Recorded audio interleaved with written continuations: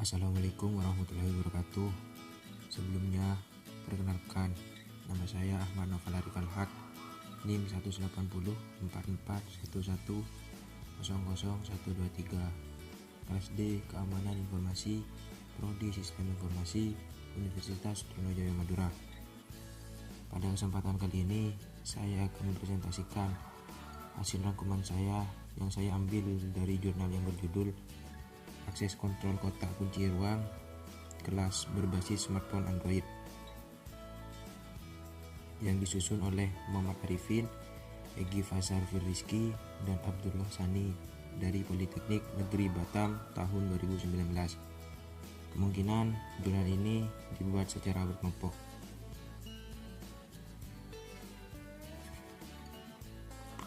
Jadi, di dalam jurnal mengapa sistem ini diciptakan?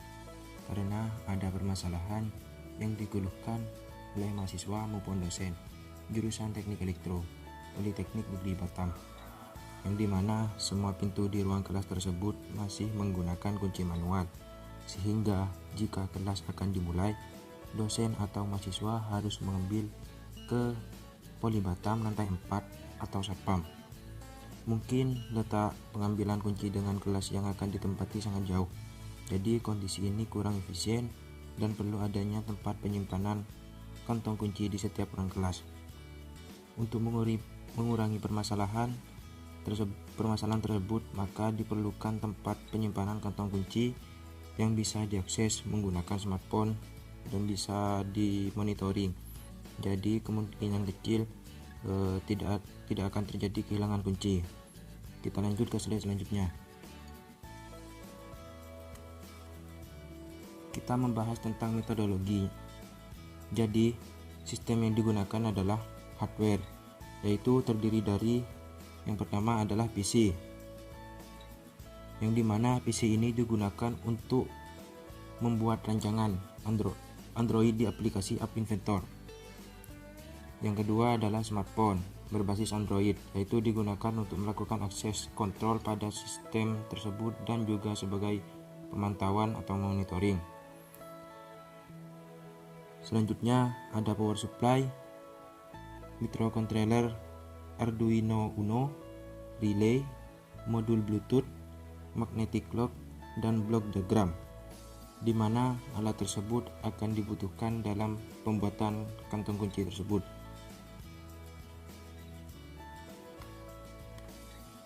Ini merupakan gambar blok diagram yang dimana dimulai dengan Android, mengakses menggunakan Bluetooth, dan power supply akan mengaktifkan Arduino.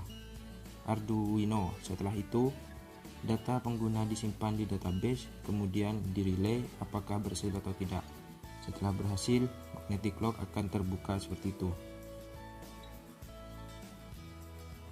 Sistem yang digunakan juga adalah software, yang terdiri dari App Inventor, di mana App Inventor merupakan perangkat lunak untuk membuat dan menciptakan aplikasi dari Android tersebut. Kemudian website untuk menyimpan database dan juga untuk monitoring atau pemantauan. Setelah itu flowchart untuk mendesain rancangan alur penyimpanan kotak kunci. Kemudian sistem yang digunakan lagi adalah electrical, yaitu wiring, di mana wiring ini merupakan diagram teknik penggambaran konfigurasi instalasi pelaratan listrik. Berikut adalah contoh gambar wiring. Kita next. Masih tentang metodologi.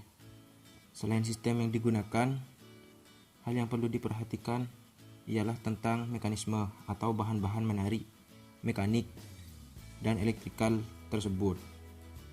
Jadi, yang perlu diperhatikan adalah layak apa tidak bahan yang akan digunakan, terus cocok atau tidak desain yang akan digunakan, dan efisien apa tidak mekanisme tersebut.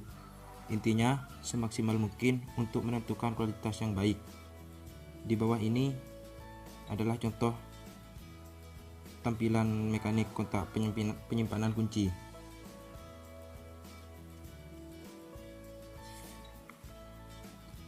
Berikut gambar flowchart atau alur prosesnya. Diawali mulai dengan menginputkan Android dan output Selenoid. Kemudian login data password dan username. Jika berhasil mengirim data ke database, jika tidak kembali ke login username password. Setelah mengirim data, jika data tidak terkirim maka kembali ke pengiriman data. Jika sukses, diharuskan memilih satu langkah, apakah akan mengaktifkan Selenoid atau mematikan Selenoid. Jika mematikan, sistem akan komunikasi dengan Bluetooth off lalu relay. Jika relay berhasil, Selenoid akan off dan selesai. Jika relay tidak berhasil, sistem akan komunikasi kembali dengan Bluetooth. Terus, apabila ingin mengaktifkan Selenoid, sistem akan komunikasi dengan Bluetooth on, lalu relay. Jika relay berhasil, Selenoid akan on dan selesai. Jika relay tidak berhasil, sistem akan komunikasi kembali dengan Bluetooth.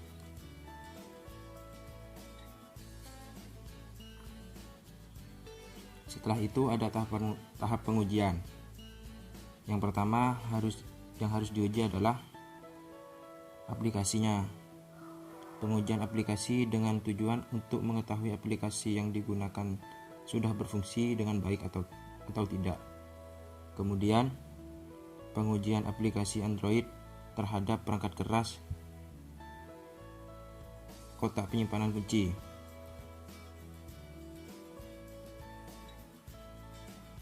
Jadi, apakah aplikasi sudah berhasil terhubung ke perangkat keras tempat penyimpanan kunci atau tidak? Itu perlu diadakan tahap pengujian.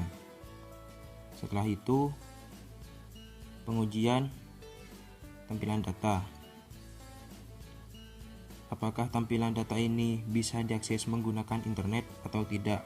Karena proses monitoring atau pemantauan harus menggunakan jaringan internet. Jadi, proses monitoring bisa dilakukan di mana saja selama ada jaringan internet. Ini dia hasil pengujiannya. Gambar 1, terdapat tombol login yang berfungsi untuk menginput username dan password. Statusnya berhasil. Kemudian yang kedua, tombol save untuk menyimpan data yang diberikan atau yang sudah dipasang, statusnya juga berhasil. Tombol kirim untuk mengirim data yang diinputkan ke dalam database, statusnya juga berhasil. Tombol pilih Bluetooth untuk menampilkan device Bluetooth, statusnya juga berhasil.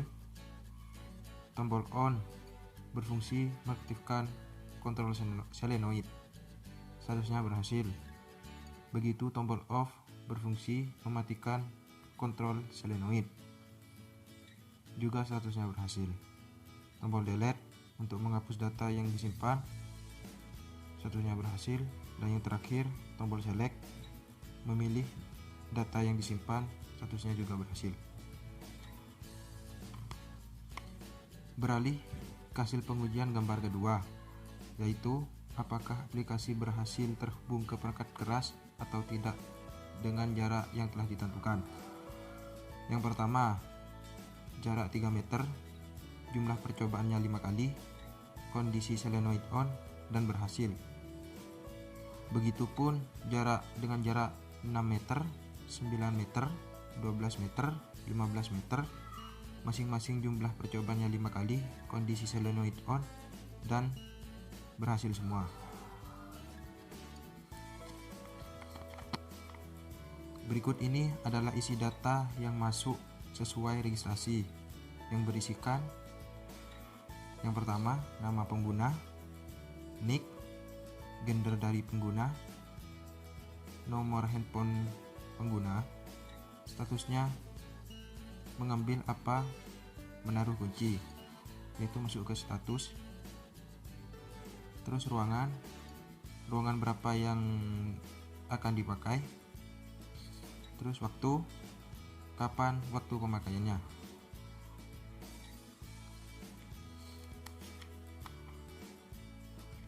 Ini adalah hasil pengujian 3, yaitu bersihkan data yang masuk. Sebagai contoh peminjaman, bernama Adi, nicknya sekian, gendernya laki-laki, terus nomor HP-nya sekian, status bisa mengambil atau bisa menaruh, meminjam ruangan berapa maksudnya, dan waktu peminjaman dari mulai hingga selesai, begitu seterusnya. Untuk memonitoring bisa mengunjungi link di pojok kanan bawah ini.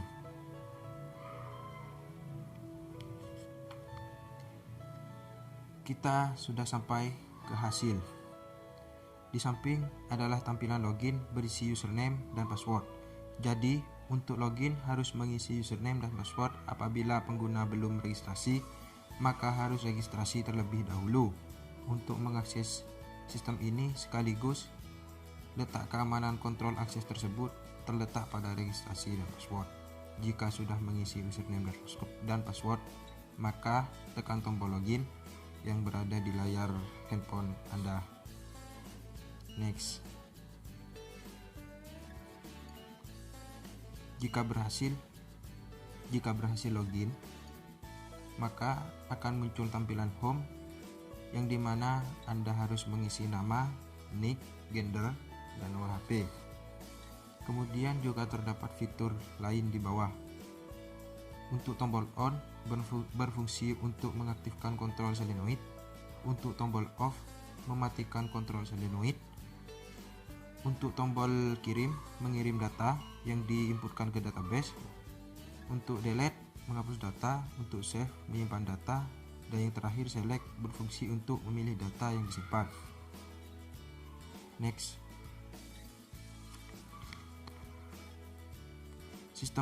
Sistem komunikasi antara smartphone dan perangkat keras atau sistem kontrol yang ada di kotak kunci dilakukan dengan menggunakan Bluetooth. Kemudian, data yang masuk ke smartphone disimpan ke dalam cloud. Setelah berhasil, baru kunci bisa diambil di dalam kotak penyimpanan kunci tersebut.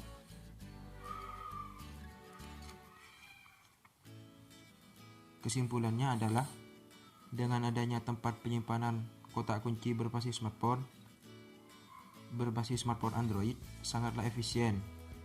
Keamanan kunci kelas juga bisa dijamin serta kunci kelas bisa dipantau atau dimonitor bahwa siapa yang telah menggunakan kunci tersebut. Kemungkinan kecil untuk kunci kelas hilang.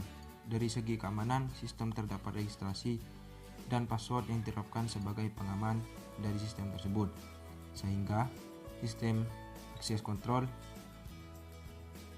sangat layak digunakan.